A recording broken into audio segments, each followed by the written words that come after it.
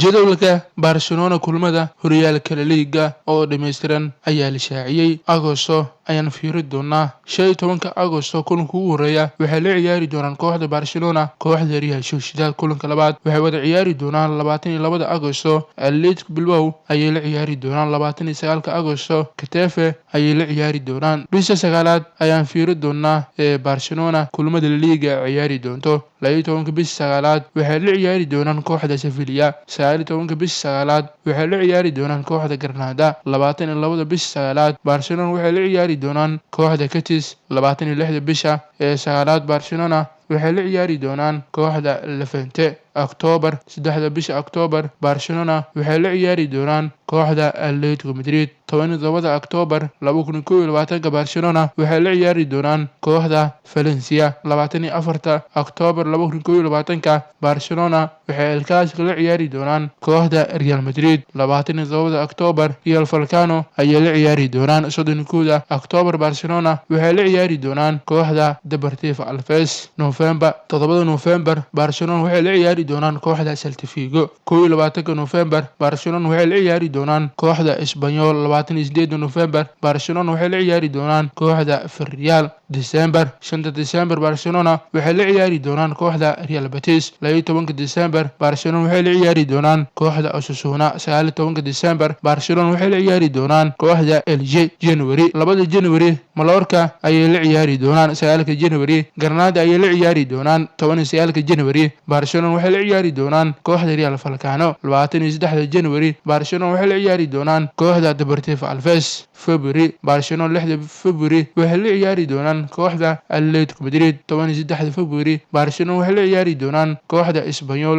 20 February Barcelona waxay la ciyaari doonaan kulan ka tirsan horyaalka La Liga kooxda Valencia 27 February Barcelona waxay la ciyaari doonaan kooxda Athletic Bilbao Marso 6 Marso Barcelona waxay la ciyaari doonaan kooxda Elche 13 Marso Barcelona waxay la ciyaari doonaan kooxda Osasuna 20 Marso Barcelona waxay la ciyaari doonaan kooxda Real Madrid kulanka labaad El Clasico ayay wada ciyaari doonaan Abriil 3 Abriil Barcelona waxay la ciyaari doonaan kooxda Sevilla 10 Abriil Barcelona waxay la ciyaari doonaan kooxda Levante 17 Abriil Barcelona waxay la ciyaari doonaan kooxda Betis 20 Abriil Barcelona waxay la ciyaari doonaan kooxda Real Sociedad May 1 May Barcelona kulan ka tirsan horyaalka La Liga dalka Spain waxay la ciyaari doonaan kooxda Mallorca 8 May Barcelona waxay la ciyaari doonaan kooxda Real Betis 11 May Barcelona waxay la ciyaari doonaan kooxda Celta Vigo 15 May Getafe ayay la ciyaari doonaan 22 May waana kulanka ugu dambeeya 38 ee horyaalka La Liga laga ciyaari doono Barcelona ayaa kulanka xiritaanka horyaalka La Liga dalka Spain waxay la ciyaari doonaan kooxda